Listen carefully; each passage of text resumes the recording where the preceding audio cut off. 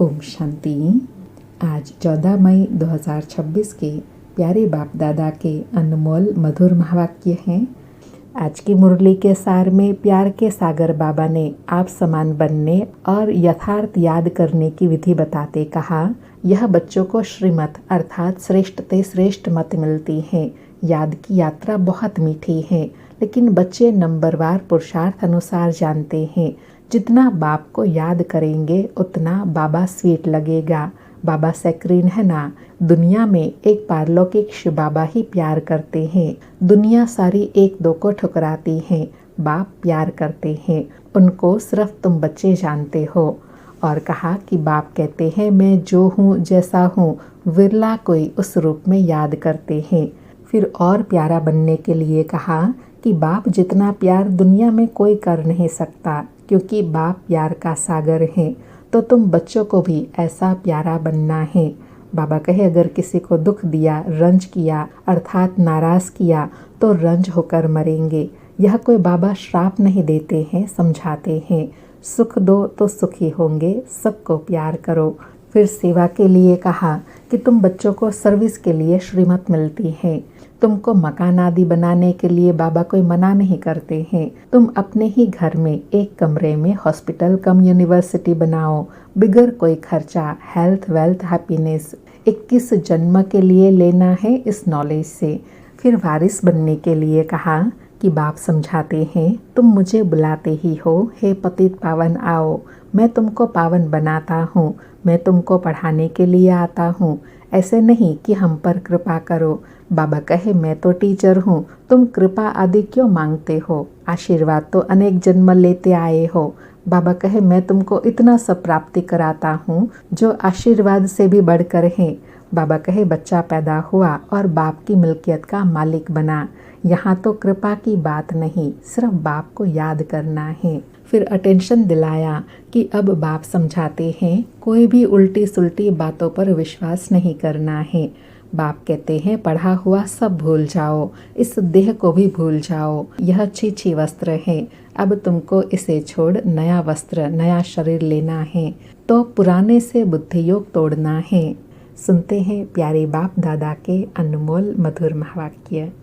आज बाबा कहे मीठे बच्चे, जिसे बाबा प्यार का सागर है, उनके जैसा प्यार दुनिया में कोई कर नहीं सकता।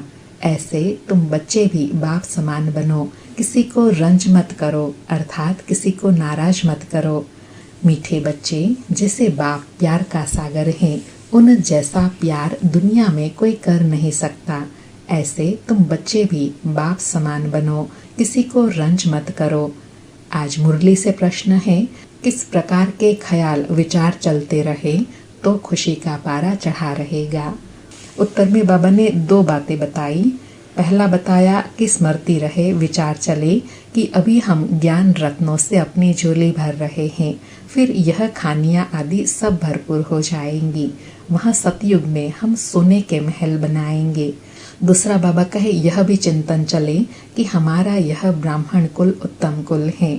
हम सच्ची सच्ची सत्यनारायण की कथा, अमर कथा सुनते और सुनाते हैं। ऐसे ऐसे ख्यालात चलते रहे तो खुशी का पारा चढ़ा रहेगा। ओम शांति। बच्चे बाप की याद में बैठे हैं। यह श्रीमत अर्थात श्रेष्ठ ते श्रेष्ठ मत मिलती है। याद की यात्रा बहुत मीठी है।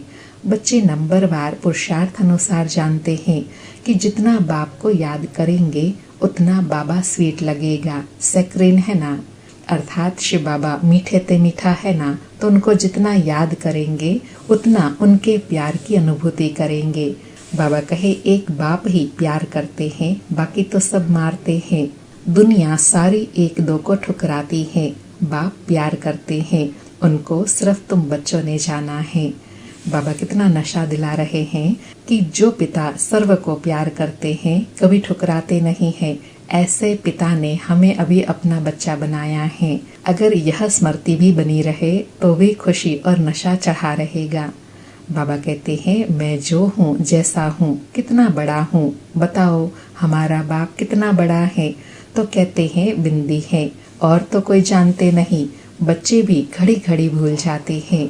कहते हैं भक्ति मार्ग में तो बड़े बड़े चित्र की पूजा करते थे, अब बिंदी को कैसे याद करें? बिंदी बिंदी को ही याद करेंगे ना, अर्थात आत्मा बिंदी परमात्मा बिंदी को ही याद करेंगे ना। आत्मा जानती है हम बिंदी हैं, हमारा बाप भी ऐसे हैं। आत्मा ही प्रेसिडेंट है, आत्मा ही नौकर है, पार्ट आत्मा ही बजाती है। बाप है सबसे स्वीट, सब याद करते हैं, हे पतित पावन दुख हरता सुख करता आओ।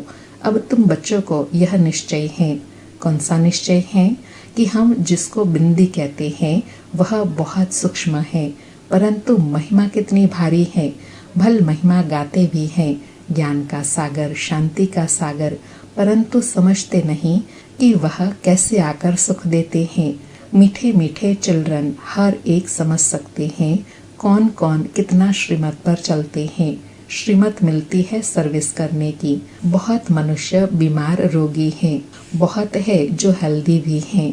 भारतवासी जानते हैं, क्या जानते हैं कि सतयुग में आयु बहुत बड़ी, एवरेज 125-150 वर्ष की थी। हर एक अपनी फुल आयु पूरी करते हैं, अर्थात अकाले मृत्यु कभी नहीं होती, पूरी आयु का जीवन रहता है। बाबा कहे यह तो बिल्कुल ही छी दुनिया है जो बाकी थोड़ा समय ही है। मनुष्य बड़ी बड़ी धर्मशालाएं आदि अभी तक बनाते रहते हैं, जानते नहीं कि यह बाकी कितना समय होंगी। मंदिर आदि बनाते हैं, लाखों रुपया खर्च करते हैं, उनकी आयु बाकी कितना समय होंगी। तुम जानते हो यह तो टूटे की टूटे। तुमको बाबा मकान आदि बनाने के लिए कभी मना नहीं करते हैं। तुम अपने ही घर में एक कमरे में हॉस्पिटल कम यूनिवर्सिटी बनाओ, बिगर कोई खर्चा, हेल्थ वेल्थ हैप्पीनेस 21 जन्म के लिए लेना है। इस नॉलेज से यह भी समझाया है तुमको सुख बहुत मिलता है, अर्थात बाबा कहे इस पढ़ाई में लग जाए तो सुख बहुत है, प्राप्ति बहुत है। बाबा कहे जब तमो प्रधान बने तब जास्ती दुख होता है। जितना जितना तमो प्रधान बनते जाएंगे उतना दुनिया में दुख अशांति बढ़ती जाएंगी। मनुष्य बहुत दुखी होंगे, फिर जय जयकार हो जाएंगी।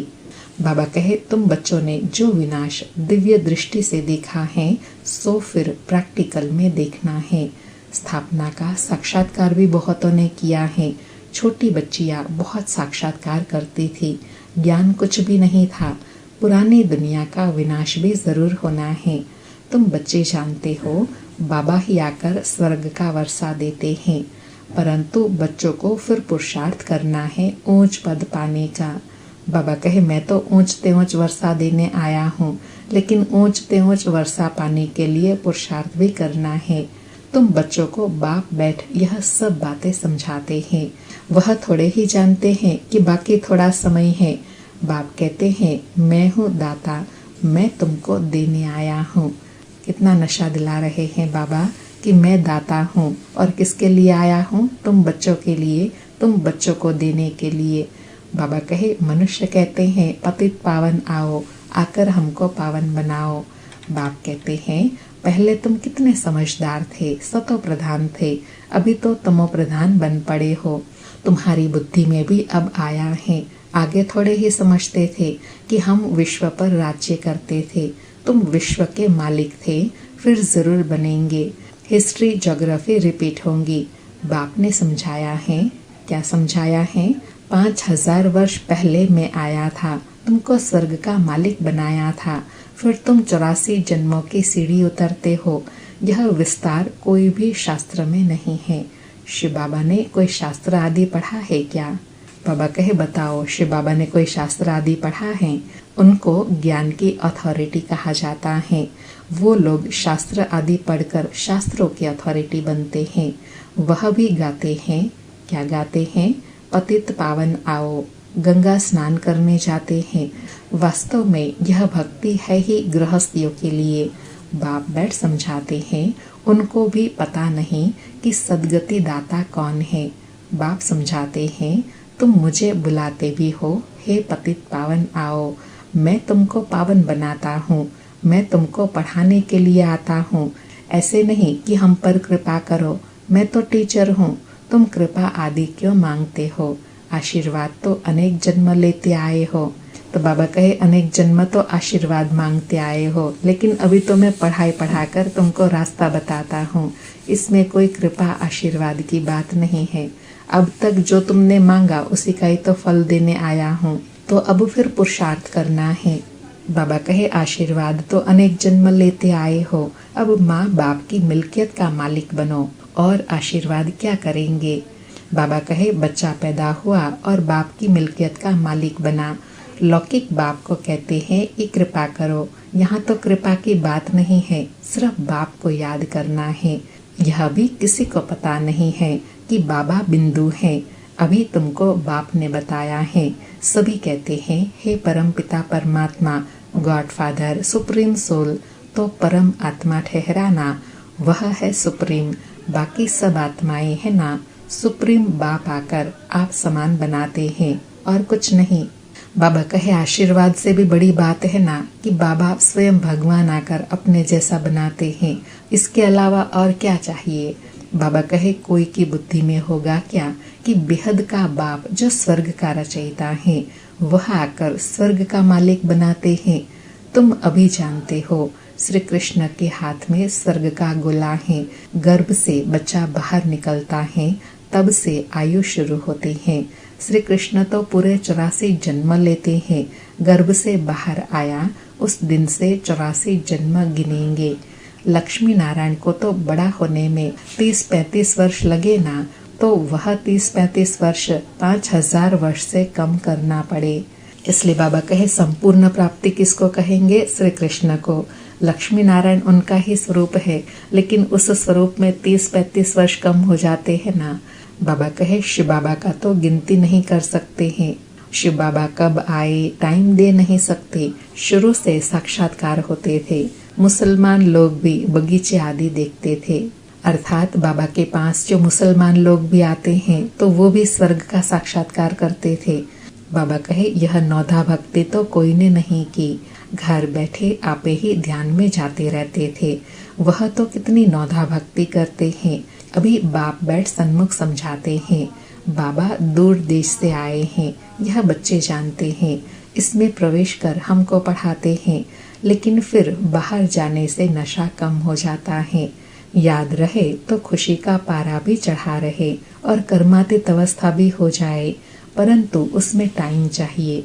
अब देखो श्री कृष्ण की आत्मा को अंतिम जन्म में फुल ज्ञान है, फिर गर्भ से बाहर निकलेंगे अर्थात सतयुग में आएंगे तो पाई का भी ज्ञान नहीं होगा।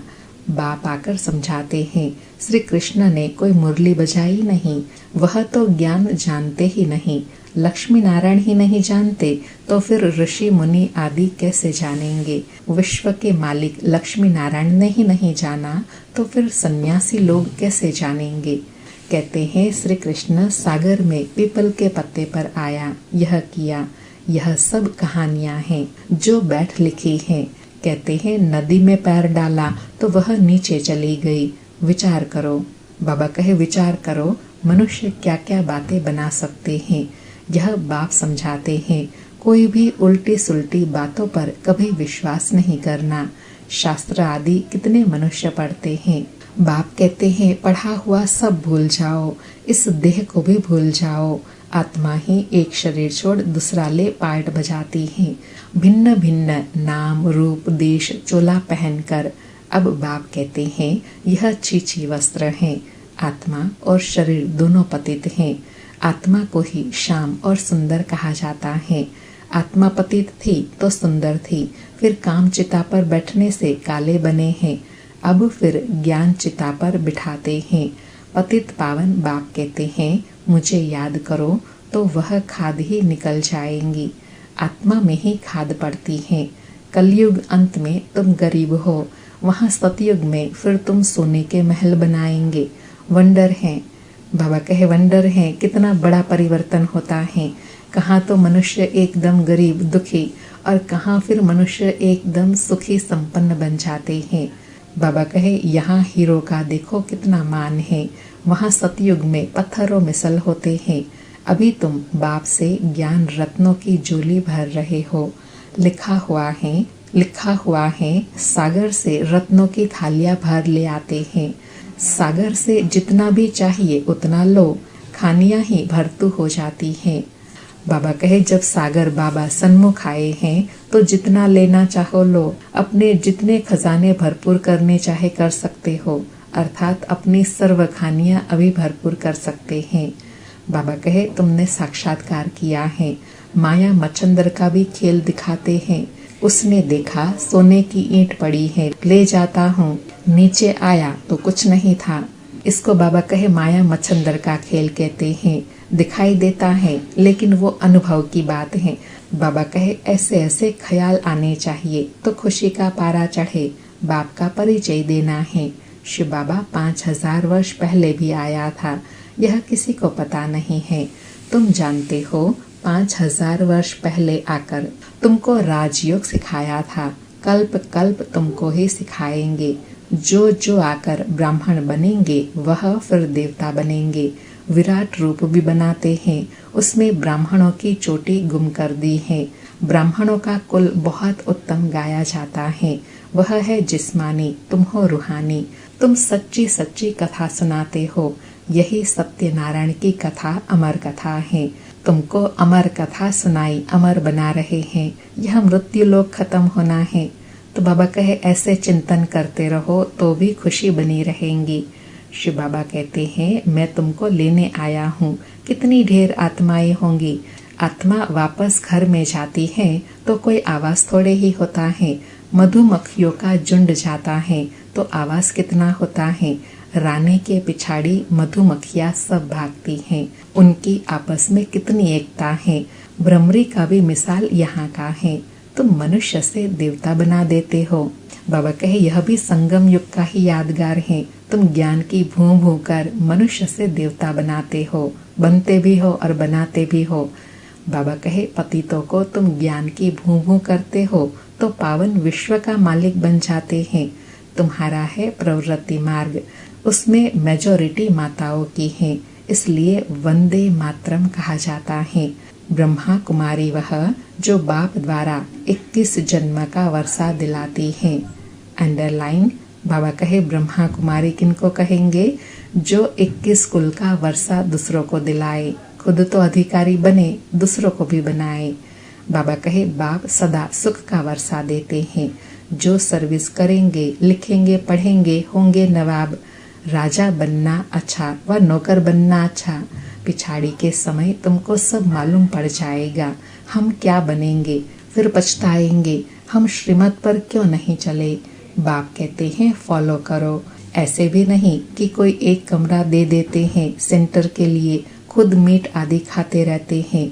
वह पुण्य आत्मा, वह पाप आत्मा, फिर आश्रम नहीं रहेगा। बाबा कहे भल सेवा करने के लिए चाहते हैं, लेकिन धारणा भी हो। जब धारणा हो तब सेंटर खोल सके। बाबा कहे घर में स्वर्ग बनाते हैं तो खुद भी स्वर्ग में होने चाहिए ना। सिर्फ आशीर्वाद पर नहीं ठहरना है, बाप को याद करना है।